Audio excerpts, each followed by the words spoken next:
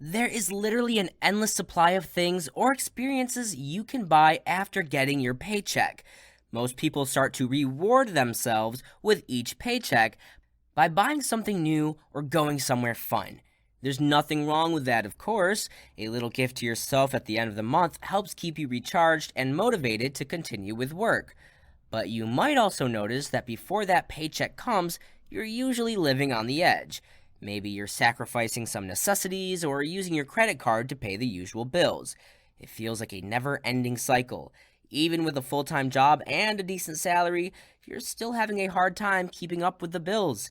It feels like you just can't place yourself into a stable situation financially. You're not alone. A lot of people quickly fall into money traps and fail to realize just how bad their situations are. Just one unexpected emergency expense quickly pulls you into the rabbit hole with no financial backup in sight. If this is you, then it's time to wake up and watch out for these common money traps to avoid. Number 1. Starting heavy with student loans. The average student loan in the United States is around $39,000, according to 2022 statistics. There's nothing wrong with that. Education is a good way to invest in yourself to get a well-paying job in the future. The problem happens when you choose the wrong field for your degree. Perhaps you decided on a course with a very limited field of study. It's also possible that you're enrolled in a course with a low potential for a future career. Maybe you're just not sure about your course, or you don't really know what the market is like for your chosen field. In any case, choosing a college degree without researching about potential jobs is a poor investment. It's entirely possible for you to collect more than $40,000 in student debt only to land a job that pays less than that per year. With that situation, you'll be starting your career with a large debt attached to your name. You'll find that in that kind of situation, you'll actually come out worse. On top of day-to-day expenses, you'll have to budget for student debt with an interest rate that gets overwhelming each year. The problem becomes worse if you're enrolled in a prestigious school with a very expensive tuition. So, how do you fix this problem? To start off, try not to get into student debt. Of course, that's not always possible. Just remember, if you're going to borrow money for college, pick a field with high returns in the job market. Number 2, piling on debt. Unfortunately for most people, the first money trap advice in this video is a little too late. If you already have student debt and you just want to get rid of it as soon as possible, then just make sure you don't fall into this next money trap. Whether it's a new house, a new car, new things, or new experiences, people love to spend money on credit. Studies show that the average interest rate on credit cards is 20.55%. Your typical American home has over $6,000 of debt on their credit card. If you only keep up with minimum payments, the overall amount can easily snowball and bury you in debt. Worse, most credit card purchases are small items you can barely feel. It can be $5 or $10 here and there, but added in the course of a month, it can be $200 for things you don't even remember. Avoid this trap by limiting your credit card use. Better yet, use cash more often. This lets you keep track of your expenses, so it's actually easier to control yourself with each purchase. What about the big expenses, like a new home or a car? Well, both of these things are emotional purchases. You might fall in love with a new home and its granite countertops, but is it cost sustainable? A new home's mortgage should never exceed 1/3 of your monthly income. For new cars, expenses should not be more than 15% per month. If you really need your own transportation, getting a second-hand car is better for your wallet. Number 3, delaying investing.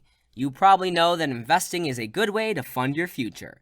The earlier you start setting aside money, the better it'd be for your financial stability. Unfortunately, a lot of people delay doing this for various reasons. Maybe you want to enjoy your life to the fullest first. After all, you're young, and this is the best time to explore and enjoy life. Perhaps travel and spoil yourself a little. While all these new experiences may be great, you should never drain your finances for it. A single unexpected expense can start a landslide and leave you living from paycheck to paycheck. Pay yourself first by setting aside a specific amount of money each month. The 50-30-20 rule is a good approach in saving for financial stability. Basically, you set aside 50% of your income for needs, 30% for wants, and 20% for savings. Once that paycheck comes in, take the 20% and put it in a separate bank account and forget about it. Do this often enough and you'll be amazed at how much you can save in just a year. Once you have enough in your savings, you can take a small portion for investments. Number 4, no get-rich-quick schemes. Who doesn't want to be rich? Well, no one. However, adding a few more zeros to your bank account takes time, effort, and patience. Forget the get-rich-quick schemes and focus on tried and tested methods like investing in reliable stocks with a good history. Ask a new millionaire and they'll tell you that it took them years to build their current portfolio. This is why investing early on is a piece of great advice. You start early, you finish early, and you can enjoy your extra income while young. Some people like to take shortcuts like buying trending stocks or gambling. After some time, however, you'll find that this method can backfire and you'll be left worse off financially. The reward is not worth the risk, especially if you're risking money you can't afford to lose. So, how do you solve this problem? Well, saving your money in the bank until you get a nice little nest egg is always the first step. Once you've done that, the next step is to take a portion of that for investment. The key word here is portion.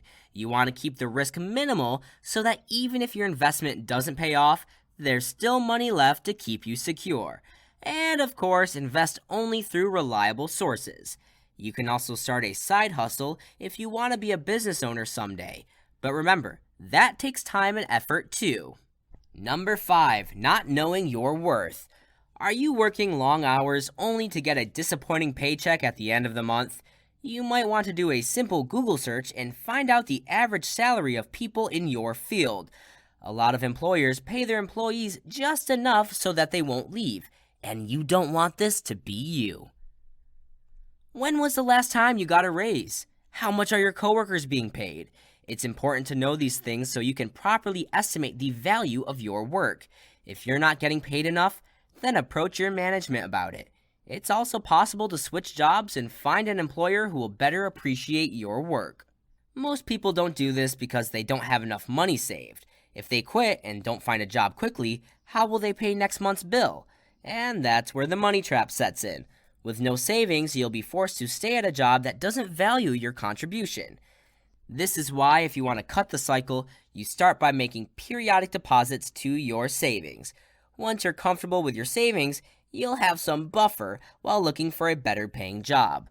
Money traps can be found anywhere. Some of them may not be so obvious, while others are just screaming bad decision. Learning to spot them helps you avoid pitfalls and sets yourself up for a better future. Sure, this might mean having to let go of small luxuries in life, but the reward is worth it. So there you have it, our top 5 middle-class money traps.